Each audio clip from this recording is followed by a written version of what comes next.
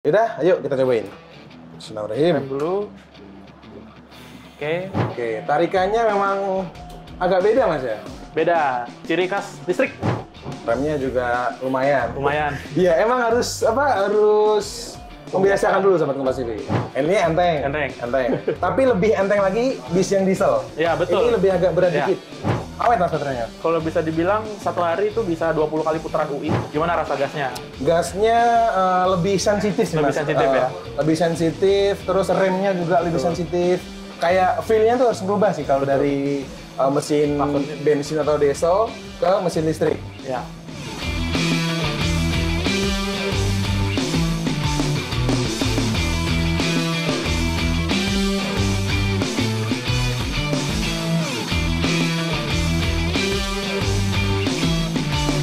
Oke, sahabat Kompas TV, di episode sebelumnya kan gue udah nyobain tuh sama Mas Kevin mengendarain bis kuning dari FT UI kayak gitu.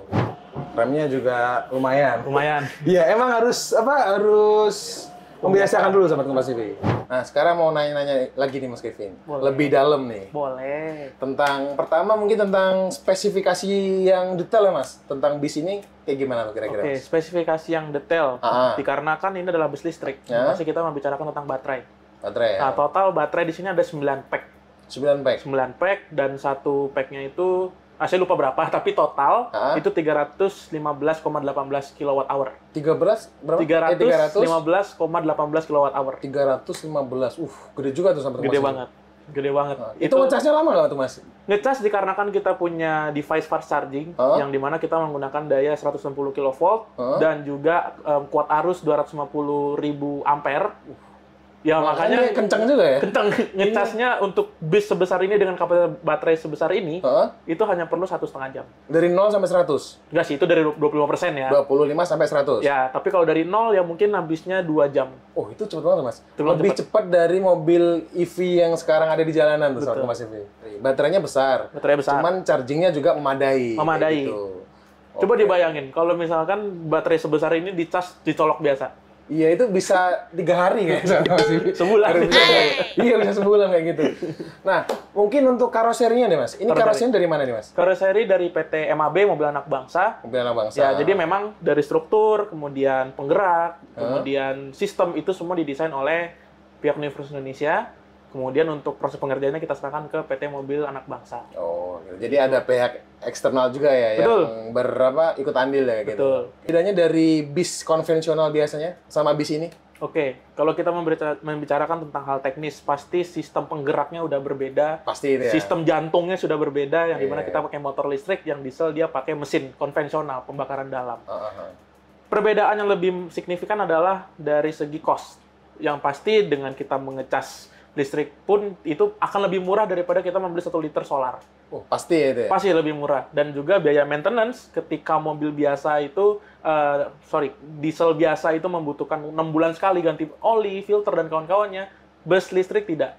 Oh, Jadi hanya perlu update sistem, kemudian cek minyak rem, udah cukup. jadi lebih gampang lah Mas ya Lebih perawatannya gampang, gitu ya. betul. Oh ya, mobil bis ini tuh pernah dipamerin di mana aja sih Mas? Atau dipakai event apa aja sih Mas bis ini tuh? Oke, yang pasti seingat saya ya, Ah. yang di G-Expo Kemayoran itu pernah, kemudian yang terakhir di Electric Vehicle Show juga, di G-Expo juga tahun ini. Kemudian yang pasti mobil ini dipakai untuk perlihatan G20.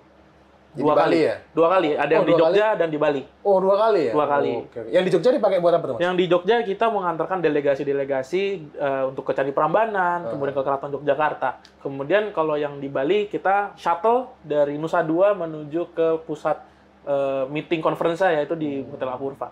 Berarti orang-orang penting juga pernah duduk sini Mas ya? Iya betul.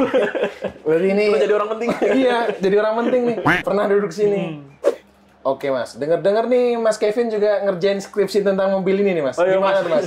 Ceritain nih. Doain dong Mas, tahun akhir nih. Ya, jadi memang skripsiku tugas terakhir saya tentang bis ini. Jadi fokus saya dan 4 teman saya yang lain kita fokus di Berbarengan Mas? berbarengan. Kita lebih berfokus kepada analisa konsumsi daya listriknya.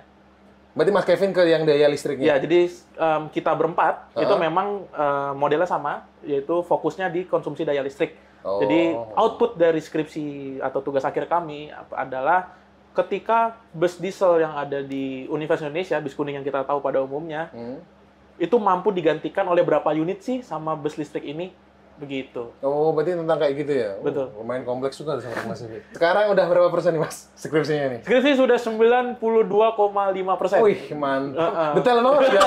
Gila. Ini tuh tinggal sidang doang. Tinggal sidang doang. Semoga sukses ya Mas. Amin ya? Mas, terima kasih. Oh ya Mas, bis kuning ini sering dioperasikan sih Mas buat mahasiswa-mahasiswa kayak bis-bis pada umumnya? Kalau dari mobil bus ini jadi sampai sekarang, itu masih belum secara aktif. Kita hanya melakukan muter di rute UI sesuai dengan bis kuning diesel pada umumnya, tapi itu hanya sebatas untuk pengambilan data untuk analisis dan untuk riset. sampel barang? Untuk sampel riset aja, gitu. Oh, gitu. Jadi pernah dipakai, cuman nggak sering? Nggak sering. Gitu ya? Oh, ya. Sesekali lah ya, sebulan 2 kali, 3 kali lah. Oh iya. Jadi mereka juga bisa ngerasain nih. Betul. Bis listriknya UI. Pernah duduk di tempat orang terkenal juga nih.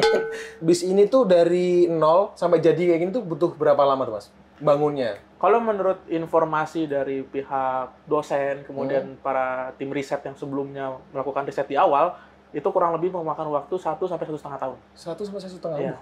Termasuk cepet lah Mas itu? Terus cepet ya? Iya cepet itu, 1 sampai 1,5 udah jadi kayak gini loh. Itu udah termasuk riset kan? Sudah termasuk riset dan pembangunan bus ini. Nah ini yang lumayan penting nih, mungkin sahabat Kompas TV juga penasaran nih. Dananya berapa tuh Mas kira-kira? Sampai jadi sebuah bis kayak gini? Dana mungkin kalau itu bisa ditanyakan ke yang bersangkutan, cuman kalau dari kira-kira ya, untuk melakukan risetnya aja sendiri, itu kurang lebih 10 sampai 12 M. 10 sampai 12 risetnya. M? Wih, dapat berapa bis tuh? Tapi untuk unitnya sendiri, itu 4,5 M. Oh unitnya sendiri 4,5 M. Berarti kira-kira misal Fakultas Teknik mau bangun lagi nih kayak gini, berarti sekitar 4,5 M itu Mas ya dananya? Betul, untuk beli satu lagi. Apa bisa dikurangi lagi? Kan itu mengurangi biaya R&D-nya Mas? Itu bisa dikurangi ya kalau baterai, kemudian sistem itu kita buat lokal. Buatan sini? Buatan lokal. Itu lebih murah lagi pasti? Pasti lebih, karena komponen termahal dari sebuah electric vehicle adalah baterai, Mas. Berarti yang untuk sekarang, paling mahal itu ya? baterai yang memang kita masih impor dari luar. Berarti misal nih Mas, bisa ditekan tuh di 2M lah gitu. Bisa bersaing nih Mas sama bis-bis yang sekarang ada di jalanan? Oh, bisa banget. Lebih murah juga kan? Lebih murah juga. Maintenance-nya juga lebih mudah. Payback-nya juga lebih cepat. Nah, investasi bener. juga, asetnya kan juga lebih murah. Lebih murah. Terus yang paling penting juga polusinya bisa dikurangi. Polusi nol. Pasti ya? Pasti nol. Zero emission ya? Zero emission. Oke, sahabat Kompas TV, itu tadi dia dari Mas Kevin. Udah denger kan? Jadi biayanya misal FTUI mau bikin kisaran 4,5 M kayak gitu.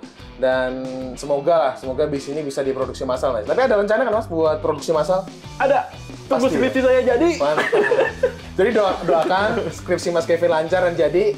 Dan teman-teman saya yang lain. Ya, dan 4 teman lainnya ya. Itu insya Allah di sini bakal diproduksi secara massal. Yaudah, makasih Mas infonya. Terima kasih Mas Kevin. Sampai bertemu lagi. Sampai bertemu juga.